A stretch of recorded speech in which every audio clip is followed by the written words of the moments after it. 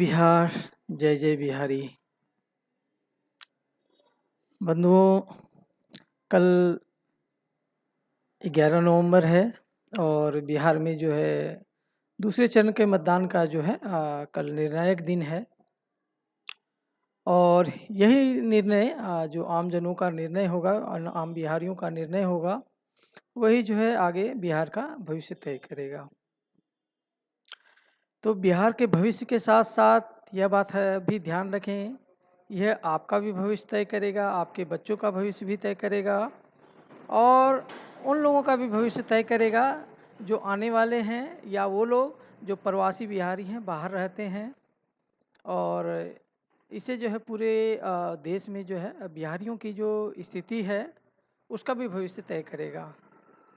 बिहार में रोजगार के साधन, शिक्षा के साधन, नौकरी के साधन, यह साधनों का भी जो है भविष्य जो है कल ही तय हो जाएगा और आपके वोट से ही तय होगा। आपका एक एक वोट जो है वो बहुत महत्वपूर्ण है। तो मैं यही कहूँगा कि एक एक व्यक्ति, जितने भी लोग हैं, जो भी कल चुनाव जहाँ जिनके जिनके यहाँ चुनाव होने वाला है, एक एक व्यक्ति मतदान करें और अच्छी सरकार को चुने। ऐसी सरकार को चुने जो आपके लिए रोजगार का साधन उपलब्ध करा सके, आपके बच्चों के लिए नौकरी का साधन उपलब्ध करा सके, आपके बच्चों के लिए शिक्षा का साधन जो है उनका विशेषकर उच्च शिक्षा का साधन जो है अच्छे से उपलब्ध करा सके। और जो बाहर में प्रवासी बिहारी हैं या बाहर जो रहते हैं या बाहर नौकरी करते हैं, उनके लिए भी एक अच्छा जो है अच्छे बिहार का निर्माण कर सकें। और यह तभी होगा जब आपका वोट अच्छे कैंडिडेट को मिलेगा, ईमानदार कैंडिडेट को मिलेगा। जो पुल आपने देखा है कि उड़ जा रहे हैं, वो पुल उड़ाने वाला नेता ना हो, आपको वैसे सपने दिखाने वाला नेता ना हो जो कि आपको कहे कि आप हर व्यक्ति जो है जो हवाई जहाज़ में उड़ेगा, हवाई जहाज़ में घूमेगा, वैसा सपना ना दिखाए। वो हमें सड़क पर ही चलने के लायक छोड़े, हम सड़क पर ही चल सकें। इसके बारे में आप सोच कर वोट दें। आपके बच्चों का भविष्य, आपके आने वाली पीढ़ियों का भविष्य।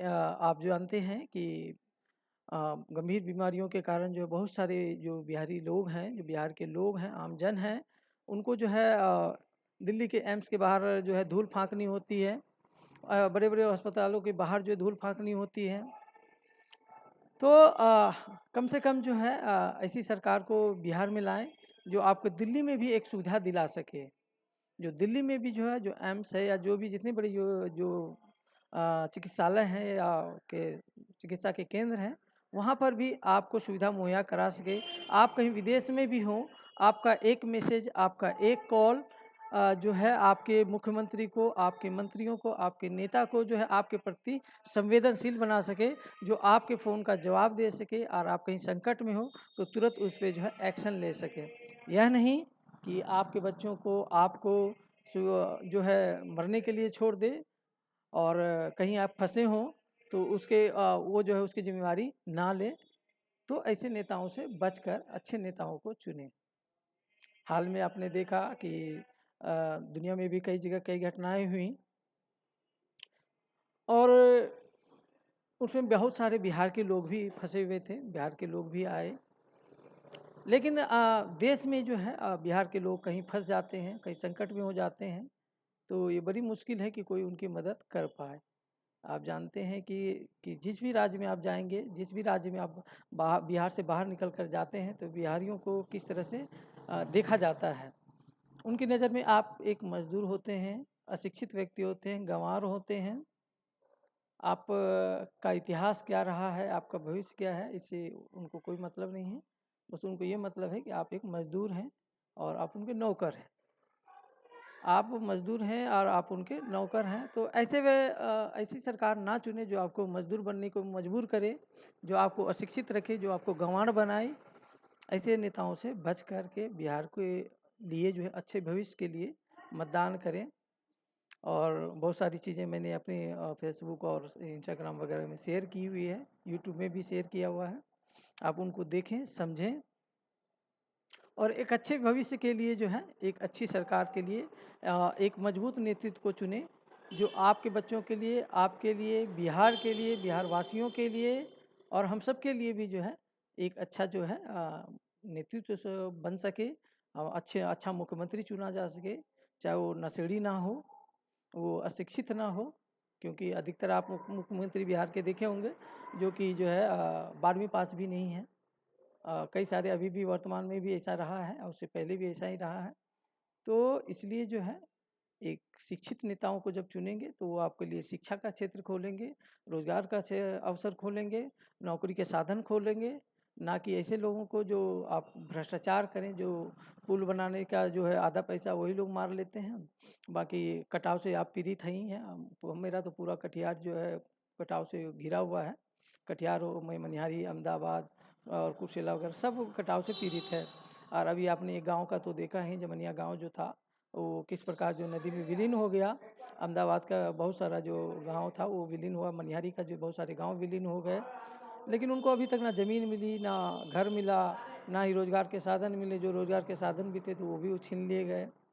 तो इसलिए मैं कहता हूँ कि एक एक व्यक्ति का वोट महत्वपूर्ण है। माताओं बहनों से भी कहता हूँ कि आप अपने बच्चों के भविष्य के लिए, आप अपने भविष्य के लिए, आपका पति आपके साथ रह कर के जो है जीवन यापन कर सके, ना कि उसे मजदूर बनकर जो है बिहार से बाहर जा कर के मजदूरी करना पड़े और कब कोई दुर्घटना ना हो, ऐसी सूचना मिले, इस तरह की चीज़ें ना हो।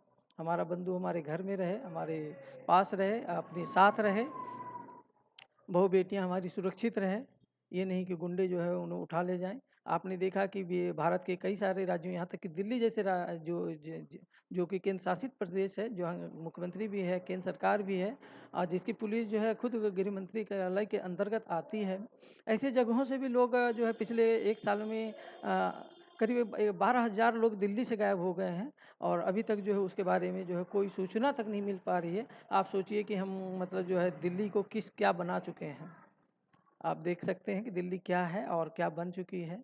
और यहाँ पे तो दिन रात आप जब किसी भी आउटर एरिया इलाके के कहीं भी आप फंसे रहेंगे तो कोई भी ब्लेड मार देता है, चाकू मार देता है, पॉकेटमारी करता है। और पुलिस का तो आप जानते ही हैं कि बिहार के लोगों के साथ किस तरह का बिहेव करता है। छोटे छोटे लोग जो है मजदूरी करने वाले ठेले वाले, उन सबसे किस प्रकार का उनका बिहेव होता है।